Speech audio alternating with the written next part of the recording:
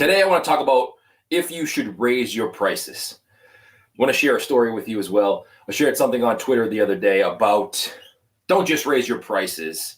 It's time. It's time to get rid of all those things that are a pain or not profitable. Get them off your menu right now and really specialize in something. I shared this the other day on Twitter and I said, don't just raise your prices. Get rid of that poop on your menu that doesn't sell or is a pain to make. It's time to clean it up.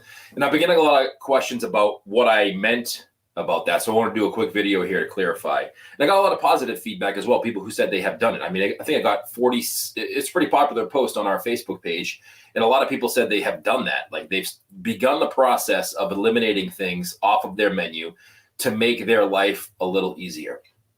And here's what I've gathered for information after researching and talking to a lot of people. The one thing that I get out of, well, I get multiple things out of doing podcasts. If you haven't yet, check it out. smartpizzamarketing.com.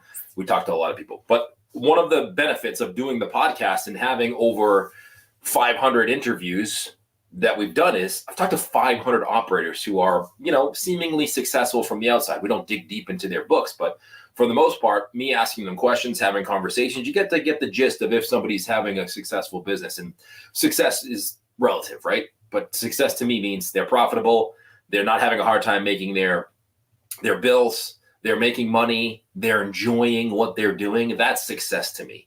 And what I've gathered from talking to those people is that the pizza industry is in this crossroads. And if you think about it, when you think of delivered items, back in the 90s and early 2000s, the only people who really delivered were pizzerias and Chinese food restaurants. Those were only types of businesses that offered to bring you your food that you would order to your house and had the system in place to do it. Other businesses tried, but it was clunky for them. Pizzerias and Chinese food restaurants were the two that could really do it well. And what happened was, people would call a pizzeria and say, I want pizza, but this person would want a salad. Maybe that person would want a sandwich. That person would want a fried item. So we were the only show in town. So we would add all those items to our menu because we were the only places that delivered. And we said, you know what? It's easy. We can add those things to our menu. People are asking for it. Let's do it. And what happened was over time, the market decided to shift. And these third-party delivery apps started to pop up. People got more comfortable ordering on them. And then other businesses said, you know what? We can deliver too. Maybe we don't have the system in place to deliver, but we do have these third-party apps that we can leverage for people who are looking for deliveries, and then just add our menu to that, and we can deliver our product as well. Now, what happened was it went from two types of restaurants being able to deliver to now every single business delivers. Literally every single business. It's not just food. Anything you want gets delivered to your house whenever you want it, especially food.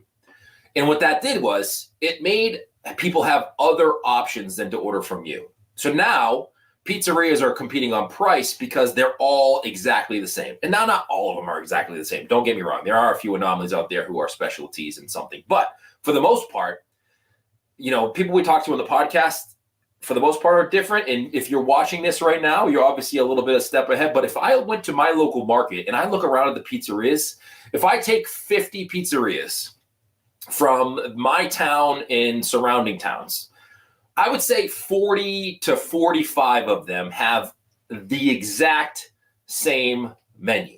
Maybe a couple different things different. But for the most part, they get their menu from the same place. They get their ingredients from the same distributor. Their menu layout is exactly the same. They offer the same coupons. And what does that do for you? If you are one of those 40 to 45 pizzerias who have the same exact thing, what does that do? It means you have to compete on price. That's your only leverage, is competing on price. Because if you are more expensive than the other 40 places and you're the same, you have no differentiating factor. It's just price, which means they're just going to go to the next place. And what I meant by that quote was, it's time to not be that place. It's time for you to be the 5 out of the 50 who are different, who specialize in something. Maybe it's 2 or 3 things you're really, really good at. And by doing that and becoming the best for that, you can then charge what you need to charge to be profitable and happy. but also deliver the experience that the customer expects. Let me give you a little story here. I'm going to share a little story with you because this happened to me recently. There's a pizzeria that shall not be named near me. I like them. They do a good job. They have great pizza. But they're in that 40 out of 50 category because they're exactly the same as other places. But let me tell you this, they're a little bit better. Their quality is a little bit better, and if they focused, they would be the best. I ordered from them. I got a delivery. Now, I don't usually get delivery because I like to go pick it up. Delivery can be sporadic, and I am well aware of that because I did it for such a long time. But I ordered online. I got what I wanted. I ordered a pizza, specific type of pizza, and a drink. It came to me. Both things were wrong. Both. The pizza was wrong and the drink was wrong. Now, I am never going to complain. You could give me the wrong pizza. It could be totally wrong. You could have brought me a salad and a water, and I wouldn't complain. I would just suck it up and eat it because I hate complaining and I'm not a complainer. But the reason that happens is when you go on their menu, there's so many things that your employees have to think about and learn how to do well. And when you scale that back, it makes their job a lot easier. And then the mistakes happen less. And when you have employees who don't have to worry about producing so many different things, they can focus on their job and making sure that whatever they are making is really good and it's consistent. Because here's the deal. Prices are going up. We all understand that. Everything's going up. Inflation, the dollar is getting devalued. The cost of goods are going up. Labor is going up. Everything is going up. And people are willing to pay more. But there's a limit.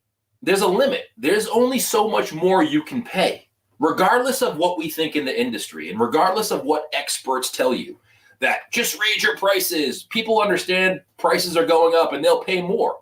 They will to an extent. They will if the food that they get is correct, the food that they get is up to their standards, and they have a pleasant experience. They'll pay more. But if those three things don't add up, they won't. They'll go to the next place. What I meant by that quote is, if you scale down your menu and you become so good at 3 to 5 things that you are the best, and every time someone calls you, it's great. The service is fantastic. Your employees aren't stressed out. The order is exactly what they expected. If that's the case, people will pay more and they'll consistently come back to you. But for us in the industry to just raise your prices and people will just pay more because the cost of goods is going up and that's what's expected, that's not the case. And if you live like that, you're going to be sadly mistaken. Because if you don't change anything and all you do is just raise your prices and you don't change anything in your business, it's going to be a challenge for you to grow. And it's going to be a lot of headaches and a lot harder work than what it's been in the past. And you need to change. Times change. We need to change as well. And I would love for everybody who watches this video or listens to our podcast to be part of that 5.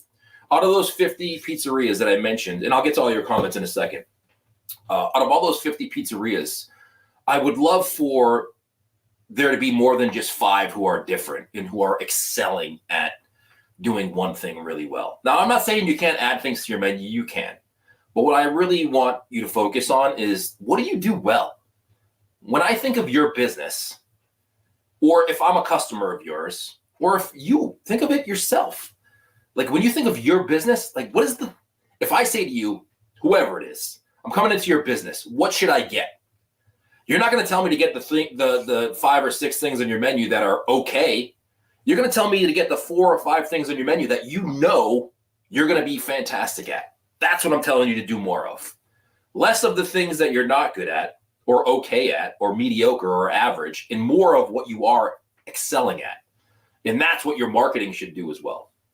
Let me know what you think in the comments below.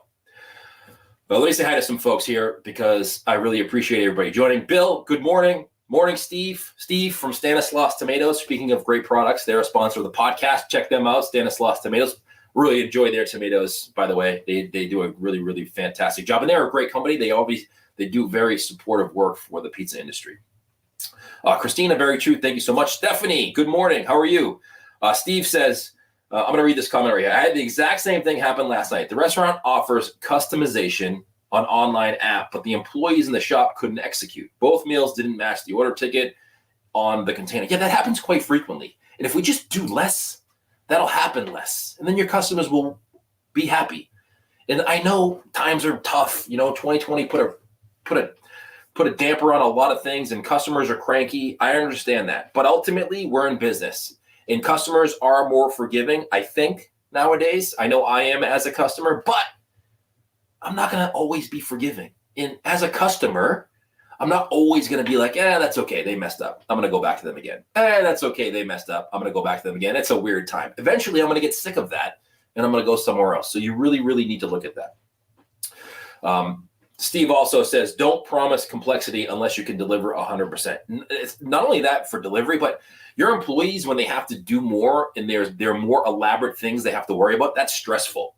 And not only do customers expect a lot, so do your employees nowadays. And employees have a lot of options. There's a lot of places that are paying really well that they can go do something else that may be easier. So the harder the job is for them, the more likely they are to stay less time or leave quicker because there are opportunities out there for them.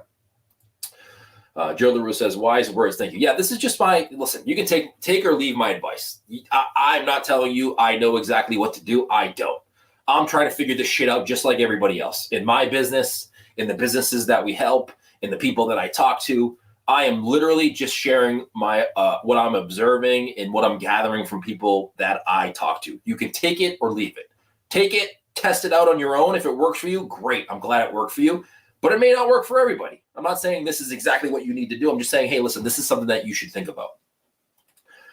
Susan says, great advice. Can't be everything to everyone. Focus on what you're great at. Yeah, that's exactly right. And, even with us marketing wise, right? Like we have a marketing company and a lot of people come to us and say, hey, I want SEO. And I'm like, you know what? I don't do that because I can do SEO. I am aware of what SEO is and how to do it, but it's just not something that I like to do or I feel like we can deliver on. So you know what? We don't do it. Even though people ask for us and they're willing to pay us to do it for them, I would rather not take their money to do something that I'm not great at or I'm not 100% confident in versus if you hire us to do Instagram for you and you listen to what we say, I know it'll work. Guaranteed. Know it'll work. It's going to take a little bit of time, but I know we can deliver on that for you. Other things I'm not as confident on, so I don't want to take your money on doing that. But anyway, that's it. I just wanted to shoot a quick video here. I hope you enjoyed this. Again, check out our podcast. We talk a lot about this on the Smart Pizza Marketing Podcast. We also have another podcast that I want to share with you right here.